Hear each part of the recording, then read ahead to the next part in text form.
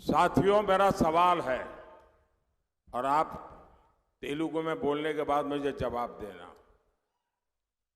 क्या हमारे देश में ये शहजादे, मैं बहुत गुस्से में हूं आज दोस्तों, मुझे कोई गाली दे मुझे गुस्सा नहीं आता है, मैं सहन कर लेता हूं, लेकिन आज शहजादे के फिलोसोफर ने इतनी बड़ी गाली दी है जिसने में गुस्सा भर दिया है। कोई मुझे बताइए, क्या मेरे देश में चमड़ी के रंग के आधार पर लोगों की योग्यता तय हो जी? क्या चमड़ी के रंग का खेल शहजादे को किसने इजाजत दी है?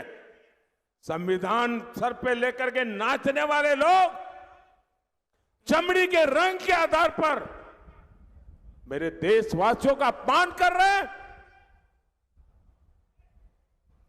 మిత్రులారా, ప్రశ్నను తెలుగులో వివరిస్తాను. మన దేశంలో కూడా ఈ రాకుమారుడు ఎవరైతే ఉన్నారో, ఈ పెత్తందారుల పెద్ద కుమారుడు ఎవరైతే ఉన్నారో ఆయన మీద నాకు చాలా కోపం వస్తుంది. నన్ను తిడితే నాకు కోపం రాదు, కానీ నా దేశంలో ఉన్నటువంటి అనేక మంది ప్రజలను, ఇక్కడ ఉన్నటువంటి వాళ్ళ చర్మం రంగుని పట్టి ఈ దేశపు రాకుమారుడి ఫిలాసఫర్ వారి యొక్క మార్గదర్శకుడు లండన్లో కూర్చుని, అమెరికాలో కూర్చుని తిట్టడము నాకు కోపం తెప్పిస్తోంది. మీరు చెప్పండి, ఈ దేశంలో చర్మపు రంగుని పట్టి యోగ్యతను నిర్ధారిస్తారా? జవాబివ్వండి. ఈ దేశంలో రాజ్యాంగాన్ని తమ నెత్తిన పెట్టుకుని తిరిగేటటువంటి వాళ్ళు చర్మం ఆధారంగా వ్యక్తుల గొప్ప హెచ్చు తగ్గులని నిర్ధారించడం సబబా? జవాబివ్వండి. शहजादे, आपको जवाब देना पड़ेगा।